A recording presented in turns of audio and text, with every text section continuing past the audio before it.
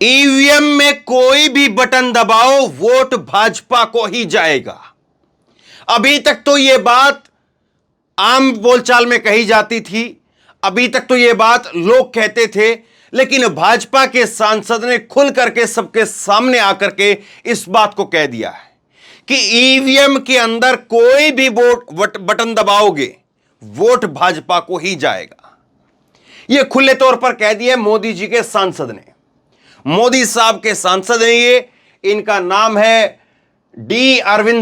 अरविंद धर्मपुरी इनका नाम है, और इन्होंने कहा है कि आप कोई बटन दबा दीजिए, कांग्रेस का बटन दबाइए, नोटा का बटन दबा दीजिए, या जो है और किसी निर्दलीय को वोट दीजिए, किसी का भी बटन दबाइए, वोट जाएगा भाजपा को ही।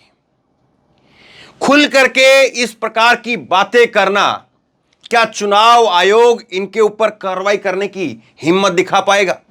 एक चुने हुए जनप्रतिनिधि हैं, और चुने हुए जनप्रतिनिधि का इस तरह से चुनाव आयोग का अपमान करना, लोगों के मत का अपमान करना, चुनाव आयोग की छवि को धूमिल करना, क्या चुनाव आयोग इन पर कार्रवाई करेगा?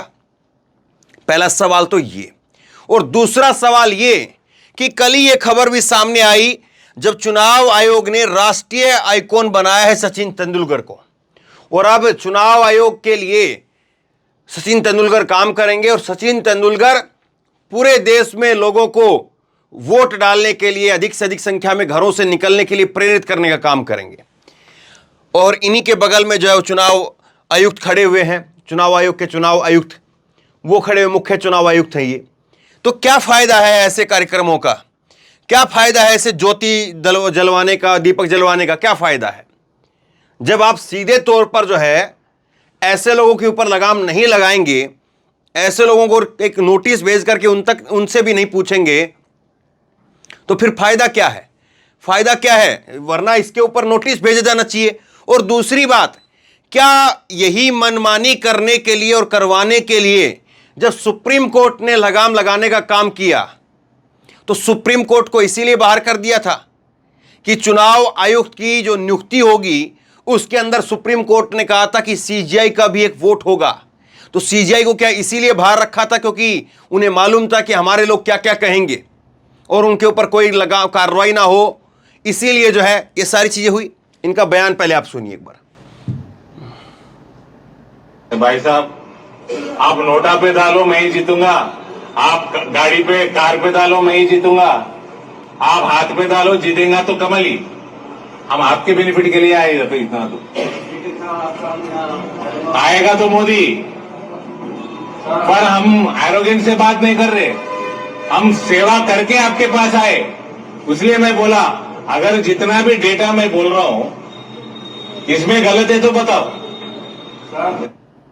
आएगा तो मोदी, मैं गलत बोल रहा हूं तो बोलो।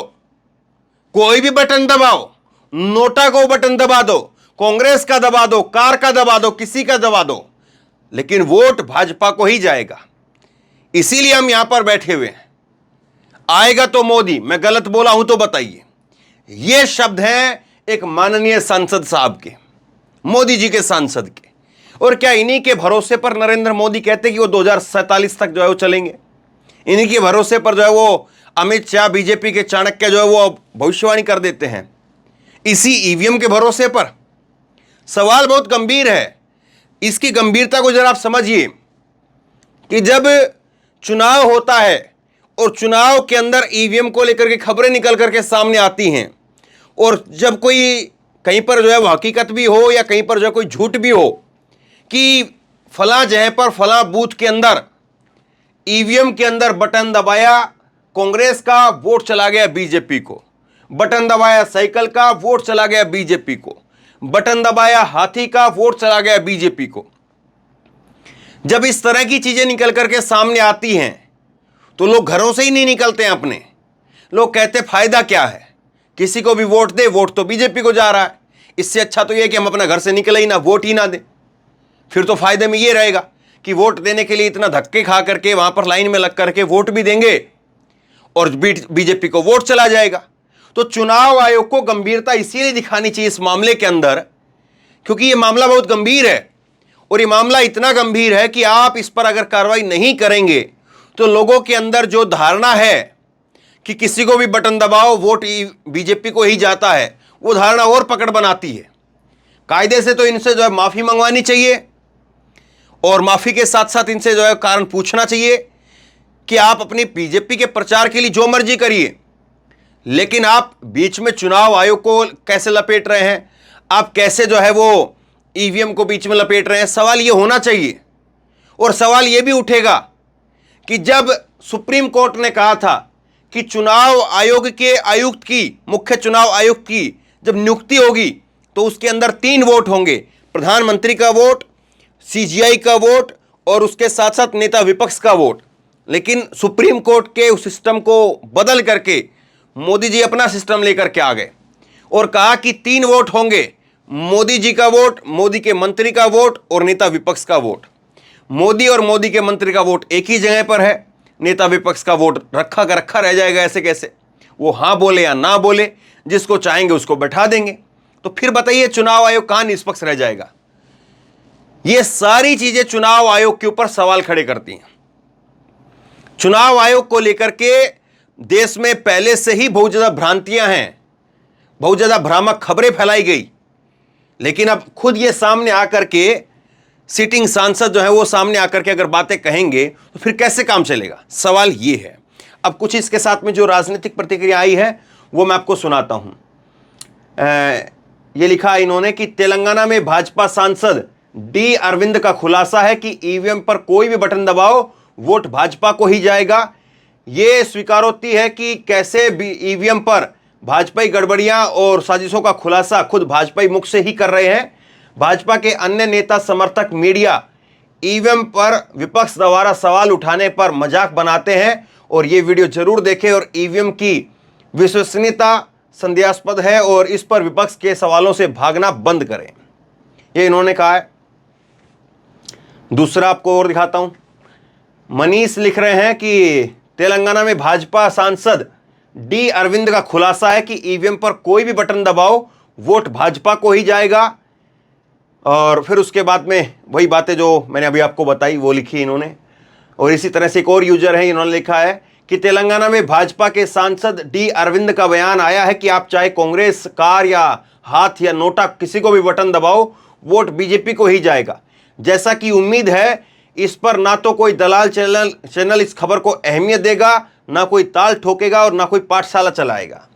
अब ये सवाल जो है महत्वपूर्ण है।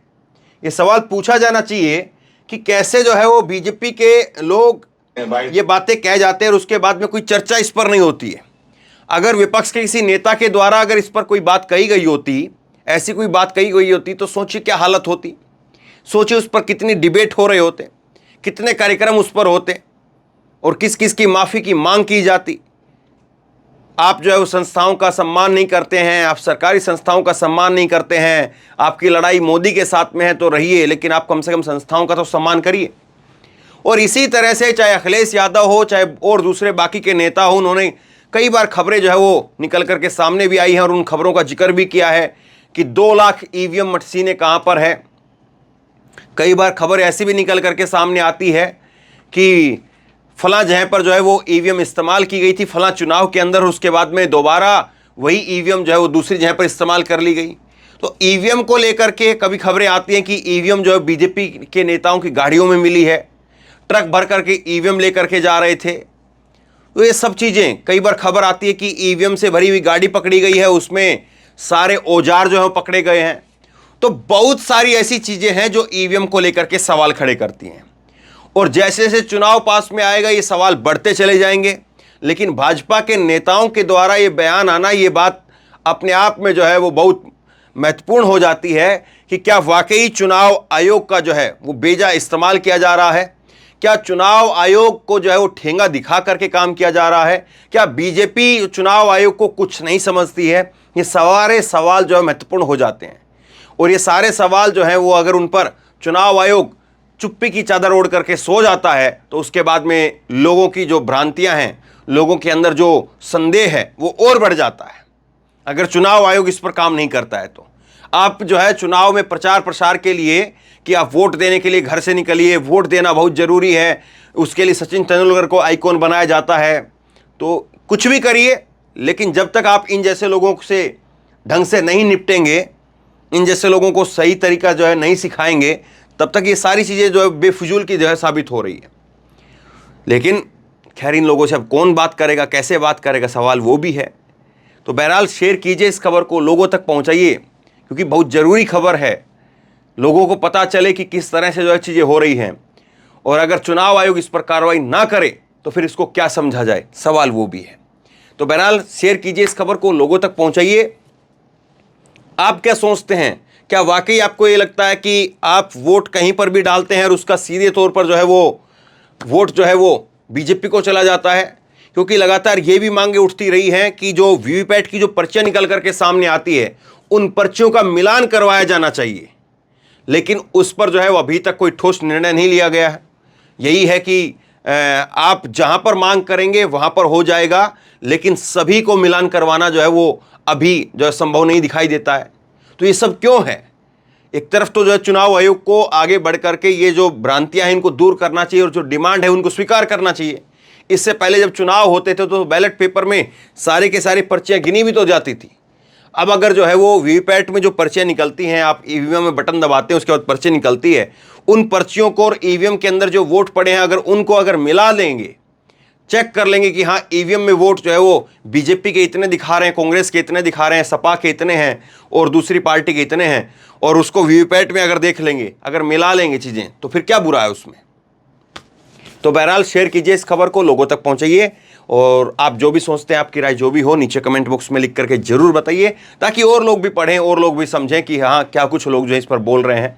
और इसी तरह की तमाम खबरों के लिए ऑनलाइन न्यूज़ इंडिया को सब्सक्राइब कीजिए, साथ में जो बेल आइकन है घंटे उसको जरूर दबाइए, ताकि जैसे ही कोई खबर अपलोड करें उसकी नोटिफिकेशन सीधे सबसे पहले आपको मिल सके। और अगर ये वीडियो फेसबुक पर देख रहे हैं तो फेसबुक पर हमारे पेज को लाइक कीजिए, फॉलो कीजिए और इस खबर को शेयर कीजिए। धन्यवाद।